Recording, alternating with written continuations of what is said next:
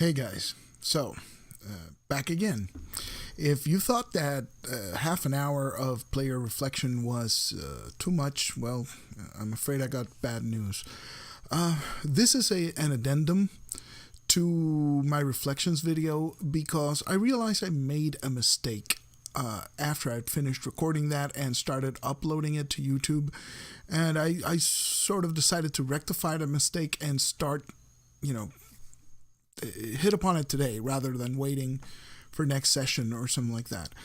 This is something that Ron Edwards himself has talked about, I believe, in an interview, possibly with Ivan, where, he would ask people, tell me about the game, and people would say, yeah, it was great. I did this, I did that, I did this other thing, my character did this, and they would not mention what the other characters were doing.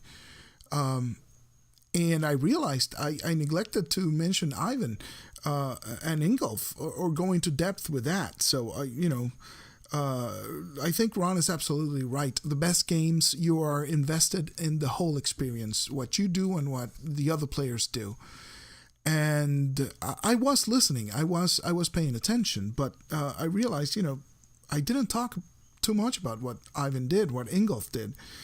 And I started thinking, well, why might have that been, right? So, so I thought it's a couple of things. Maybe a fear of stepping on toes or offering criticism that might be construed as, me telling you how to play your character or me having criticism of the way you portrayed your character. And I guess that's a consideration, but we're with our circle of friends. I almost said, within this group of players that we've been playing together for over a year now. And first of all, I consider both Anthony and Ivan to be good friends. So I'm not afraid of criticizing their performance because they know that any criticism that I might offer is coming from a good place and is offered with good intention and no mockery, no meanness behind it. So on that score, I'm not too concerned. We've also tried to, in the year and a half or so that we've been playing, tried to cultivate a play culture where criticism was embraced. We would play, anytime we'd play, we'd do reaction videos immediately. We kept those secret, to ourselves, to the rest of the players in the particular game. And we criticize ourselves and each other in the spirit of learning and improving, right? Which I think is the most important thing. It's not, you did this wrong, you did this. It's I think we made a mistake here and we should fix it, right? Can we fix this? Is this, what's going on? So the spirit of criticism is one of constructive criticism. And that's important. So the other thing why I might not have spoken so much is a lot of the significant stuff happened while we were split up. So one tends to focus on one thing that was going on. Now I did pay attention, so I didn't miss anything that Ivan said. But there is also the consideration of, this is the way we're playing the game, at least, is very introspective, is very inside our minds and trying to inhabit this character, right? So it's a little bit focused inward to an extent. So it could lead to not necessarily being less attentive of what the other person is doing, but it's harder maybe to remember details because you're kind of more focused inward. But I want to change that. I want to pay more attention. I want to be more cognizant of everything else that's going on because I think it'll enrich the play experience.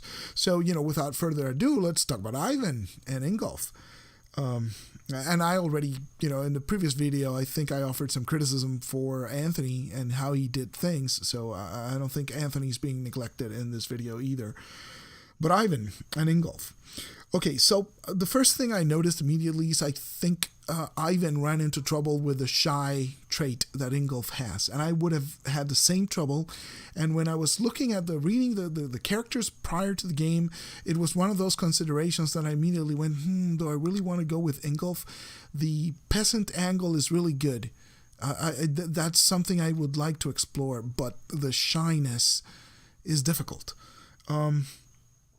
I think this trouble with portraying the shy trait is further exacerbated by the fact that Ivan was alone in portions of the game. The characters were split off.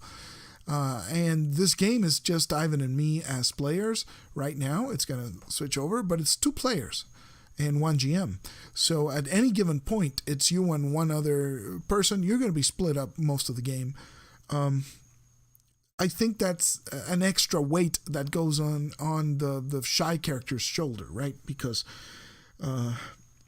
I think it's just not only are you alone trying to portray this, you're also portraying a difficult trait.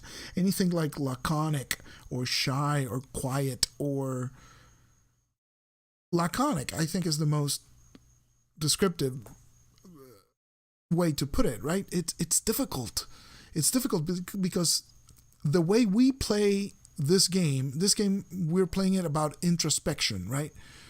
And that's further exacerbated by us doing the introspection, and we're inhabiting the character. We're within ourselves, and we're not doing an internal monologue, right? We're not verbalizing the train of thought behind a character. Now, some people play these games in a more remote position from the character, right? Separated from the character. Our friend Sophie describes it as playing with dolls, right? And so she's removed from the character at least a little bit. Like she could be feeling the same things, but there's a third person sort of, like, I guess, like when you play a video game and you go from first person shooter to third person shooter. And you see the back of your guy, right?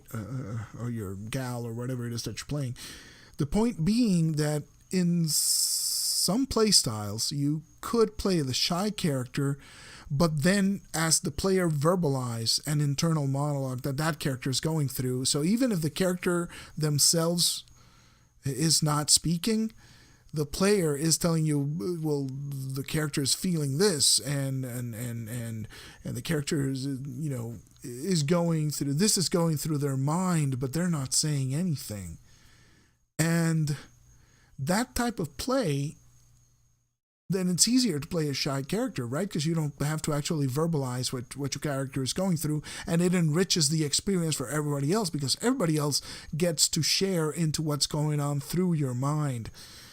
I think because of the way we do this, these post-game videos, reflections, are what provides that insight into what was going on in your head at the particular time, right? And I think the experience is made richer after the fact.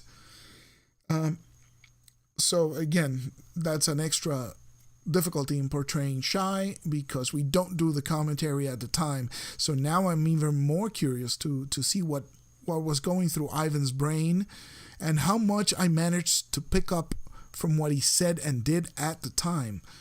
So, and one more thing about portraying shy people, the shy and laconic may, not necessarily, but sometimes it's linked to like a degree of passivity, right?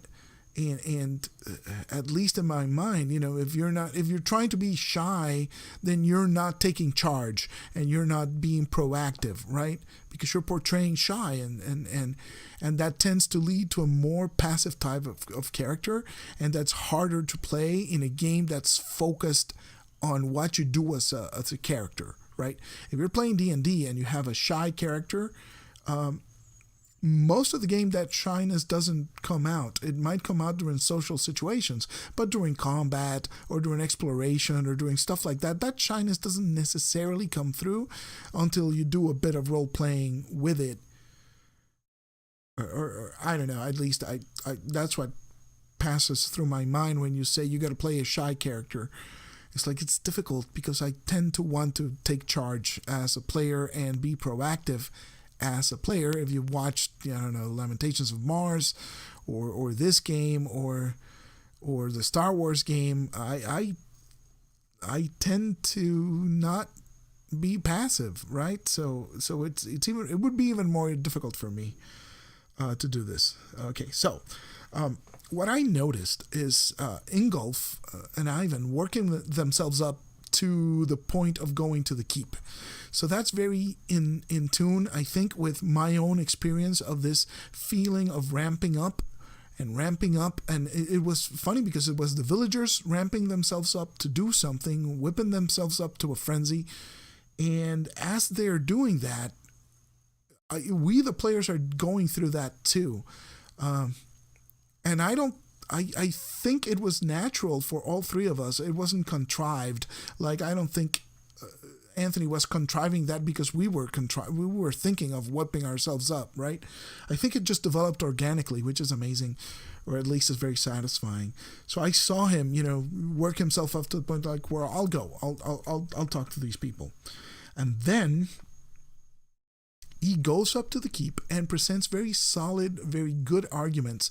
He tries to convey to this ruler the fact that he doesn't understand how the world works, or at least how it works from the point of view of the non-gentry. And he does a very good job of it. But then the dice don't help him. And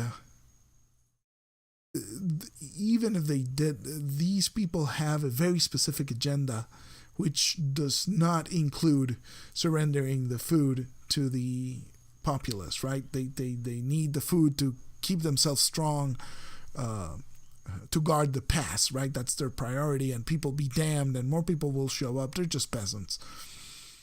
And I saw, I think I saw in Ivan's face, it's like hitting this wall of the hopelessness. It's like, there's no way I can convince these guys. There's nothing I can say or do that will change their minds. And I can't fight them all. I think that's what I saw in Ivan. So I'm going to be very interested to see how he felt, particularly at that ending scene, right? At that moment when he runs out of options. And to make things worse, he's not playing a wizard. He's playing a guy with like 2 or 3 spells. I think he had Berserker and Ward, I think, were his 2 spells. And I don't know if Berserker, I need to read Berserker again. It does what it says. But could he have taken this entire keep by himself? I don't think so.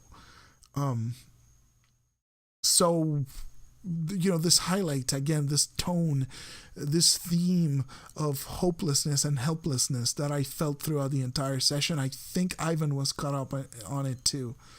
And I don't know. I'm really interested to see what he'll say about that final moment, when that final scene that he actually got to play before it switched over to me, where I think he ran out of options. And I think he was, I don't know what he was thinking. I'm thinking he's probably going there and saying, I need to wait and see what else happens because I'm running out of options here. So that's going to be interesting. So again, I think at that point, the only solution would probably have been magic, but he wasn't playing a wizard. So one wonders, would an oath have helped? Probably. But I think it was too late in the game to start the oath, right? So it would have taken longer for the oath to ramp up to the level of a gift to allow him to do much. Still, the oath is pretty good in combat, so, let's never discount that. So anyway, I just wanted to do this short addendum. It's 15 minutes, it's kind of short still, maybe. But going forward, I want to improve that. I tend to play like Ron says, like whenever I play, I remember what I did and I remember what my friends did as their characters, so that the experience is a communal one and not necessarily an individual one. I think that in this particular game, it is more individual because we are playing it very introspective and very in character, what I have referred to in the past as immersed, although that word is difficult. So anyway, that's it, guys. Thanks for listening. Looking forward to Ivan's reflections. Bye-bye.